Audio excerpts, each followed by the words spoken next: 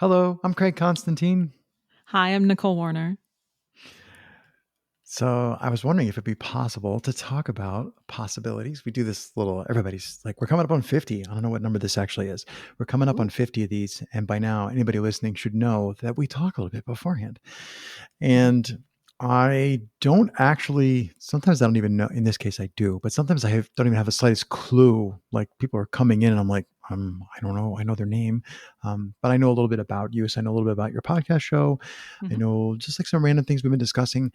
But I really just like to, there's a great science fiction story. I can't remember the title or the author, but Doesn't it's matter. basically about a really incredible piece of artificial intelligence software that this guy winds up basically treating it like it's his own child. Like he literally becomes attached to the entity as if it's his child. But the problem is, it's like a research project at work, and to run the thing takes a lot of money Yeah. to get computing time. And at the end of it, he has to decide, like, they basically tell him, okay, project's over, delete it. And he's like, what? So he manages to like smuggle it out. And then like in his spare time, he tries to run it. Right. And the punchline of the whole thing is basically, in his eyes, it is literally a child, because like his whole intention is to just run this program enough to Mhm. try to keep the taillights in sight. Like, in other words, every time he starts the program, it does like amazing, like, human being Mhm. things. And he's just like totally, I don't know what this has to do with anything other than possibility. So when I asked you about podcasting, you said possibility and the idea that, and you're still like, is he really going to ask a question at some point? The idea that when you begin to create an episode, you're forced to choose like one possibility from a blossoming Yeah. kaleidoscope of so many. Yeah. Um, how do you choose?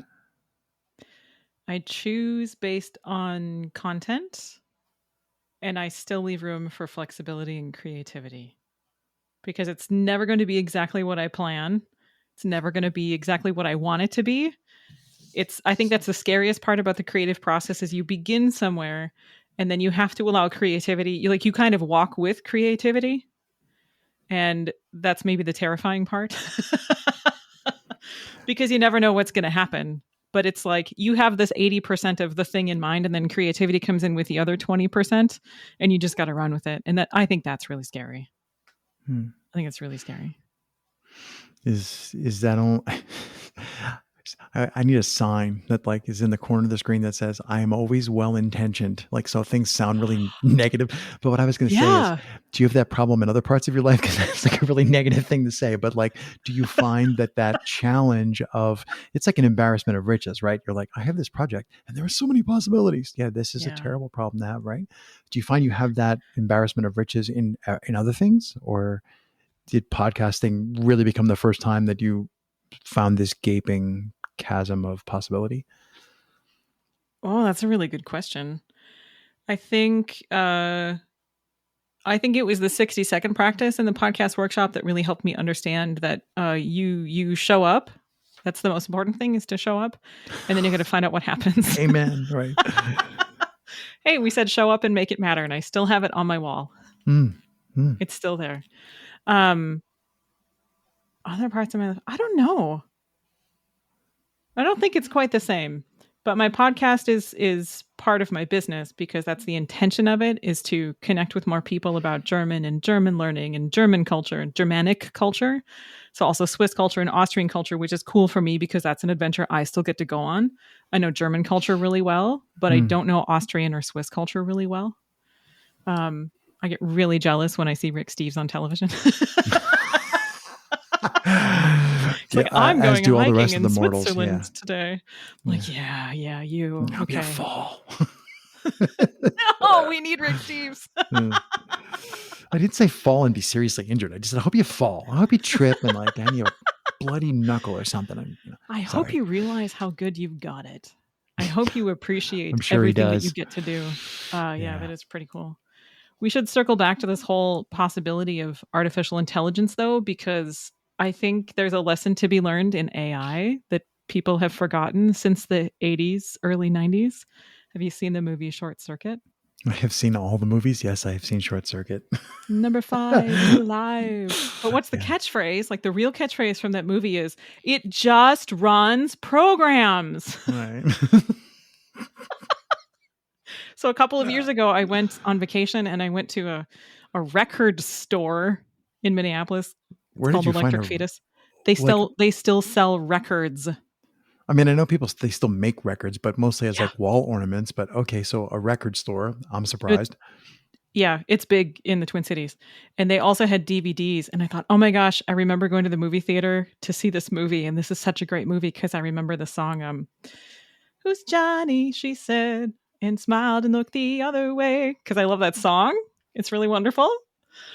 But then I rewatched the movie just a couple weeks ago and I was like, this is the thing with AI. That I was like, oh my gosh, it's the greatest, newest, best thing. And we all have to do this. And I think it just runs programs. It's a computer. That's all it can ever do. It just runs programs. I think people also overestimate some of their possibilities. The people or the AIs? I think the people who do AI overestimate their own possibilities. Yeah. Because whatever you do, whether it's a podcast or if it's a business or if it's making a movie or something, actually, this was a really cool topic in a networking group that I did last year. It was, I said, so you have an idea for a business and you find out what people want, and then you have to put a framework around it so that it's manageable for you because you're the one who's doing the thing all day, every day. And I work, Amen. I work five and a half days a week. For those in the back. Yeah. You have to put a framework around it. So you have to have some kind of a restriction.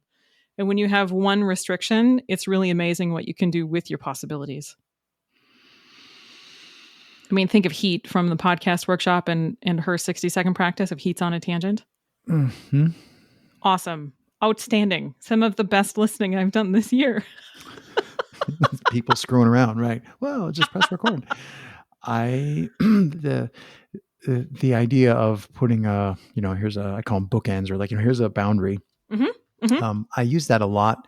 Sometimes I talk about it, but quite often it's racing through my head. I use a metaphor of ice skating when trying to lead people on conversations. And mostly it's like, yeah, I'll just bring the ice. It's a pond, it's frozen over. I check the ice, it's safe.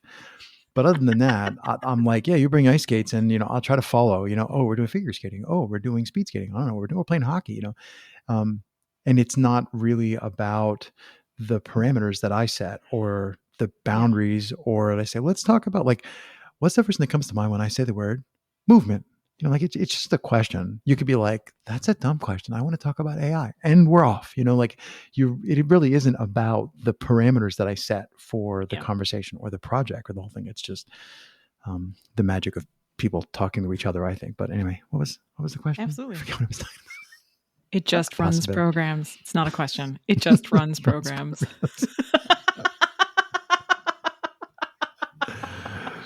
Which is kind of ironic because there's software in the microphones, and so I don't know if there's software in this mic. There's definitely software in that mic that you have, but anyway. Yeah, for sure. Absolutely. Well, I've got a question for you. What's one possibility that you? Oh, what? I was saying that worked well. I was just letting the silence do the work. Go ahead. What's one possibility? What's one possibility you've discovered in the last 7 to 10 days that surprised you? Possibility. 7 to 10 days that surprised me.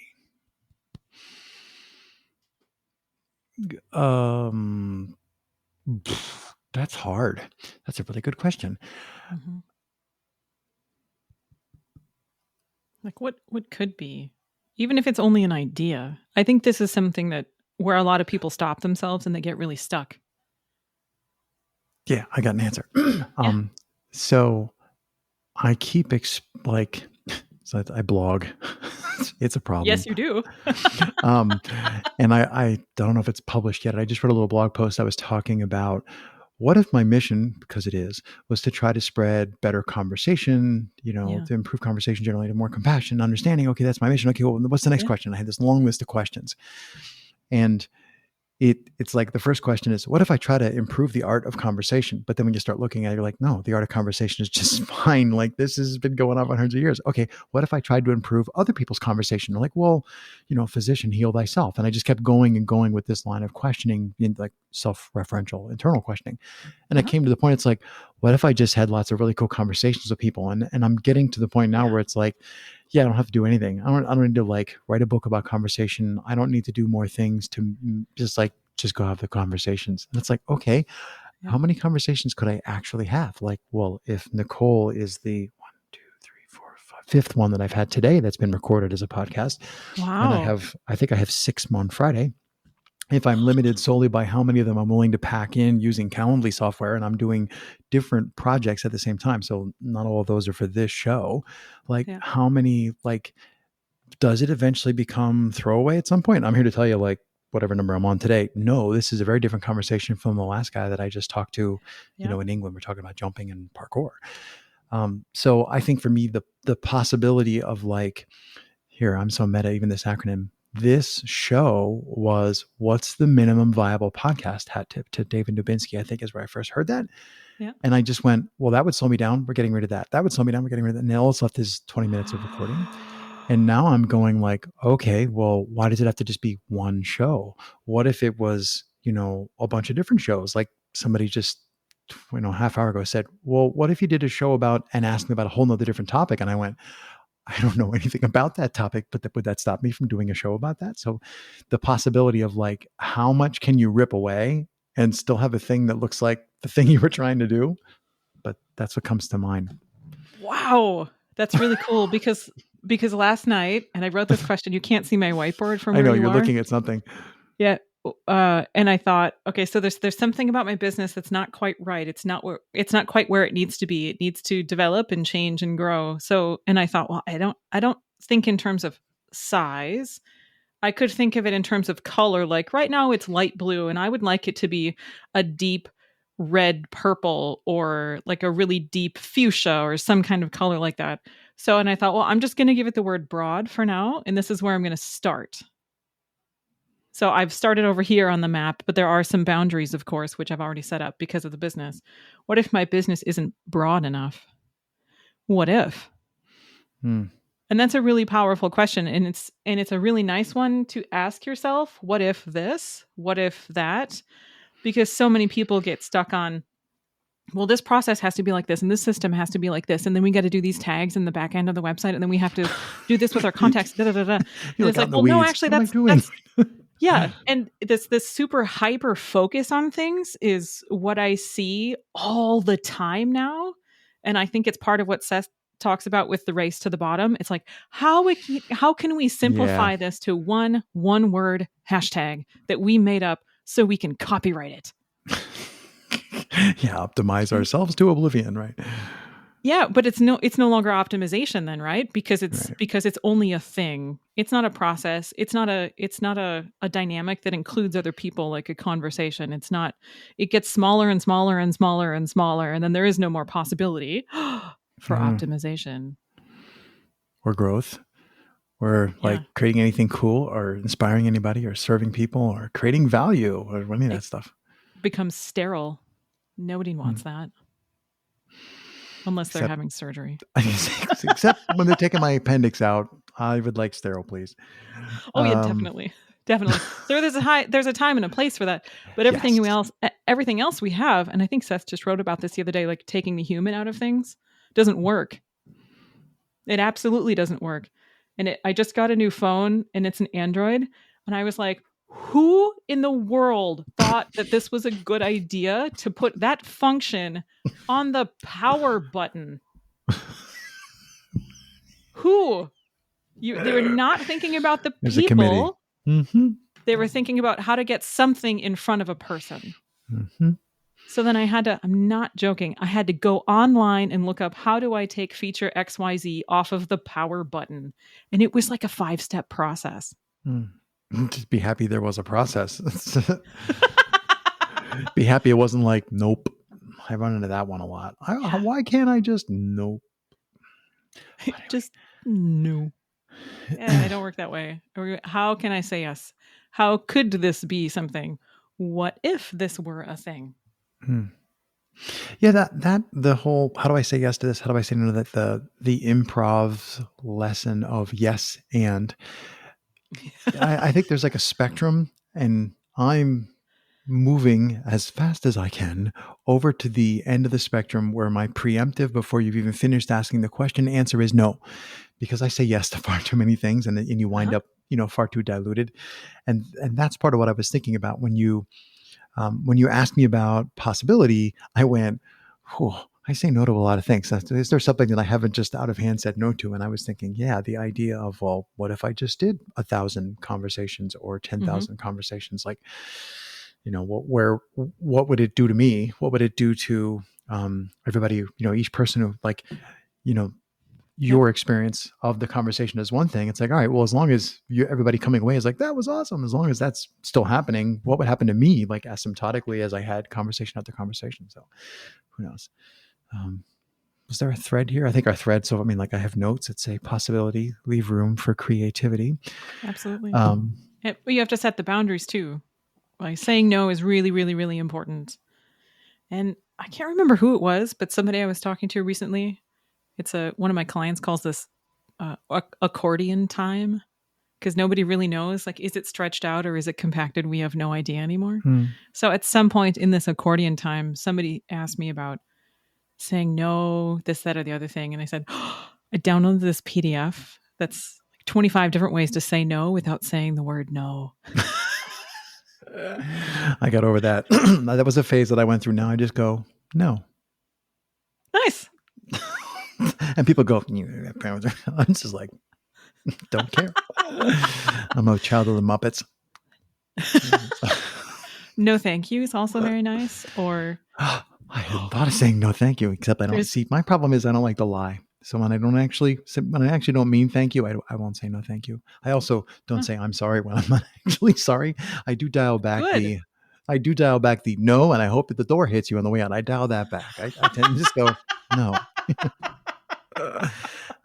No, but Those things do happen though, and sometimes it's a nice visualization. Like you click send on the email that says no, and then you can just imagine the door going thunk. wonder if I can modify my email client to like show me a little animated image. The yeah, That possibility is not going to not a happen. possibility. Um, hey, man. So what? So many. And when Craig walks up and is like, is his video frozen? No, he's just thinking. There's just so many possible threads to pull on. What is, what's a question that you see touted? So like you see people say, you should use this question. What's a question that you see people talking about in terms of self-direction possibility? Like, how do I figure out what my passion is? Like, I'm not talking Hmm. about an actual question in a podcast, but what's a question you see touted that you actually don't think is useful? I can give you an example that doesn't make sense. Well, most of the questions I see, or the titles for things that come on the internet, because it's all just to get clicks, Hmm. and it's not genuine. So a whole lot of us is like, can you talk to me about XYZ? Because we want 5 best. And I was like, no, you lost it. You Hmm. lost the human element. Is that what you mean? Yeah, that's kind of the thing. I was thinking along the lines of like, um, Do you have an example? pardon me. Do you have an example? Um, yeah, I Oh, had one, but it's a little trivial. wait. Your softball swing at the answer was better than my example question. I was just thinking, you've clearly spent a lot of time. I mean, remember, I always mean positive intent. You Yeah, spent a yeah. lot of time thinking about opportunity and closing off possibilities, and when would removing a barrier to expand possibilities, when would that be good? Yep. Yep. Spent a lot of time thinking about that. So it seems like you would have had lots of opportunity to see people giving advice to others. And you're Mm-hmm. like going, no, no, no, no, no, no. That's the wrong advice. That's the wrong question. You should be like rhetorically asking them, or you should be, you see what Oh, I'm, that yes. different. Oh, Oh, I totally know what you mean. So a lot of people are like, oh, you just have to like do what the universe is telling you to do. You just have to like look for some signs and live your best life, which makes me want to smack them because nobody ever says the real question. They never ask the real question. Well, there are people who ask the real questions and you have to go look These for people them. are rare, right? Yes. Yeah, they're rare. So when you hear this question and they go, well, what's the next best possibility? What's one step that you could take in that direction? What's the one thing that you can do right now where you are with what you have? Yes. I'm reaching for a book. Because that you can actually do something about, but you can't just like sit there and meditate and be like, oh my God, I'm going to be a millionaire 5 years from now. Because it's not going to happen. But while they're doing that, some of us will be getting stuff done. Yeah. And then we become millionaires in many different ways. Millionaire. Not necessarily monetarily. Is this backwards or forwards in the? It's forwards. It's perfect. This is a good book. I'm purposely not saying the title of the book because I'm not recommending. I mean, the book is good, but I'm not recommending the book. I mean, the people who do the book, you can go get your own marketing. This is this was worth the price of the book right here. This is the dedication of the front to Maggie. This is how my brain works. You said all that, and I thought of this. In appreciation for your commitment, intelligence, love, and integrity that make what I do possible. This is the author writing. You are a placeholder for all who give their talents and love in support of others. Your question, who will do what by when, changes the world. That's the entire dedication. Do what by when? You know, actually, that makes a lot of sense because my brother told me that he never walks out of a work meeting unless he has the answers to the questions who, what, when, where, why, how. Mm-hmm. All the time. And he coached one of his colleagues on it because the guy came out of all these meetings and he was totally overwhelmed and didn't know. And he said, no, who, what, when, where, why, how. You do not leave the meeting until you have those questions. And if they don't answer them, you keep asking them. Yeah. And I thought, well, it's brilliant. It's because it's a simple cuts down system. the possibilities. Like I'm walking out the door, I don't know what to do. I get too many things like who, what, like. Does it cut down the possibilities or does it cut down the things that don't need to be possibilities? Well, right. It like trims away. I'm standing in the giant field of grass and what blade am I supposed to pick? Like cut away all the stuff. That's not me. That's not you. This is me. When, what? Yeah. Well, in that case, I just say get a lawnmower. We got to get it all done at once. No, my lawnmower is powered by Armstrong. Like when you push it, the blades go around. It's like, you have one of those? That's cool. Oh, my free gym membership. I believe you. They're getting more and more popular. Yeah, well, I just did it because I got sick of dealing with gasoline it's the only thing I had that had more. I'm like, I don't need that. Yeah, I like my neighbors and the people who walk the neighborhood think I'm nuts. Well, okay, I'm nuts, but they really think I'm nuts because I'm pushing the mower, and I'm sweating, and they go, "Would you like to borrow my lawnmower?" And of course, I know exactly what's going on here, and I look at them and I go, "Why?" Exactly. That's the question you should start with. Why? Yes, that's a good Simon. Or maybe that's question number 2. Like number 1 is what if? Yeah. If the idea comes from what if, then you can move through what can you do right now where you are with what you have? And then why? Like, does it have the right purpose? Does it meet what you actually want to achieve? Why is a very powerful word. Yes. Cool. All right. Well, as much as I said before, airbag, which is not a derogatory comment to you. That's like, I warned the guests. The show's over when the airbag goes off. There it is. We're done. Thanks. It was a pleasure. Thanks for taking the time to jump in the schedule and sit down and chat or stand up and chat. I think you're standing. I am standing. Yeah. I really like my standing desk. Thank you for not sitting down. Tell people where to find me. Yes, you can do anything you want. I told you at the beginning, it's your 20 minutes. Don't be shy. All right. So I'm Nicole Warner, and I teach German as a foreign language at germanwithnicole.com. Danke. Auf Wiedersehen? Yeah, auf Wiedersehen. Auf Wiedersehen? Sorry, Sehr gut. I don't speak any German. It's all right. Thanks, Nicole. Bye. You're welcome. Thanks. Bye.